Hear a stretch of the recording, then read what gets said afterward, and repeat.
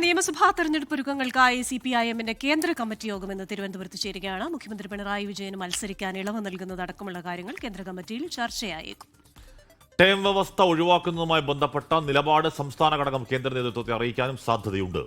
തദ്ദേശ തെരഞ്ഞെടുപ്പ് സംബന്ധിച്ച അവലോകനവും ചർച്ചയാകും. സീത്ത് വിവരങ്ങളുമായി ചേരുന്നു. സീത്ത്, എന്താണ് തെരഞ്ഞെടുപ്പിന് ഗുഡ് മോർണിംഗ്. തെരഞ്ഞെടുപ്പിന് മുമ്പ് വീട് കയറി കേരളത്തെ കാര്യങ്ങൾ അറിയിക്കാനുള്ള തത്രപ്പാടിലാണ് CPI ഇപ്പോൾ ഉള്ളത്. എന്ന് പറഞ്ഞാൽ ഈ പല വിഷയങ്ങളുണ്ടല്ലോ, ശബരിമല അടക്കം പല വിഷയങ്ങളുള്ള വിസ്തീർണമായി നേതാക്കൾ വീട് കയറി ഇറങ്ങുന്നു. അതിനിടയിൽ കേന്ദ്ര കമ്മിറ്റി ഇന്ന് ഈ കേന്ദ്ര കമ്മിറ്റിയിൽ പ്രതീക്ഷിക്കപ്പെടുന്ന നിർണായകമായ തീരുമാനങ്ങൾ എന്താണ് Sreejith? Hashmi, Christina, good morning. ഇന്ന് നടക്കുന്ന CPIM-ന്റെ കേന്ദ്ര കമ്മിറ്റി യോഗത്തിന്റെ പ്രധാന അജണ്ട തെരഞ്ഞെടുപ്പ് ഒരുക്കങ്ങളാണ്. കേരളം, തമിഴ്നാട്, പുതുച്ചേരി, പശ്ചിമബംഗാൾ, അസം എന്നീ 5 സംസ്ഥാനങ്ങളിലെ തെരഞ്ഞെടുപ്പാണ് ഇനി വരാനിരിക്കുന്നത്.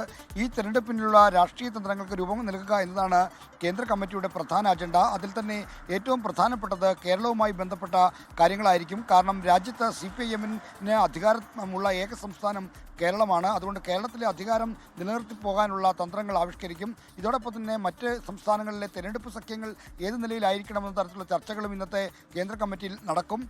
ഇതോടൊപ്പം അതായത് ഇപ്പോൾ CPIM-ന്റെ നേതാക്കൾക്ക് മത്സരിക്കുന്നതിന് ടേം വ്യവസ്ഥയുണ്ട്.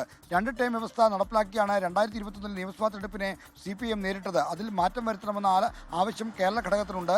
ഈ ആവശ്യം കേരള ഘടകം ഔപചാരികമായി കേന്ദ്ര കമ്മിറ്റി യോഗത്തിൽ ഉന്നയിക്കാൻ സാധ്യതയുണ്ട്. അങ്ങനെയെങ്കിൽ കേന്ദ്ര കമ്മിറ്റിയുടെ തീരുമാനം വരും. ഒപ്പം തന്നെ ഈ തെരഞ്ഞെടുപ്പിൽ മുന്നണിയെ ആര് നയിക്കണം എന്നത് സംബന്ധിച്ച ഔദ്യോഗിക തീരുമാനവും വരാൻ സാധ്യതയുണ്ട്.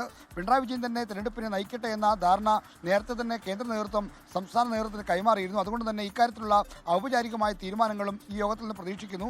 തദ്ദേശ തെരഞ്ഞെടുപ്പ് ഫലത്തിന്റെ അവലോകനവും കേന്ദ്ര കമ്മിറ്റി യോഗത്തിൽ നടക്കാൻ സാധ്യതയുണ്ട്.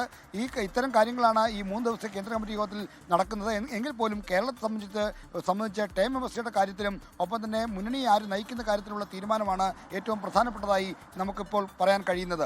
ഹാഷ്മി, ലോകത്തെവിടെയായാലും ഏത് സമയത്തും 24 വാർത്തകളും ഓഗ്മെന്റഡ് റിയാലിറ്റി പാക്കേജുകളും എക്സ്പ്ലെയിനറുകളും വിശദമായി കാണാൻ ഞങ്ങളുടെ YouTube ചാനൽ നിങ്ങൾക്ക് സബ്സ്ക്രൈബ് ചെയ്യാം.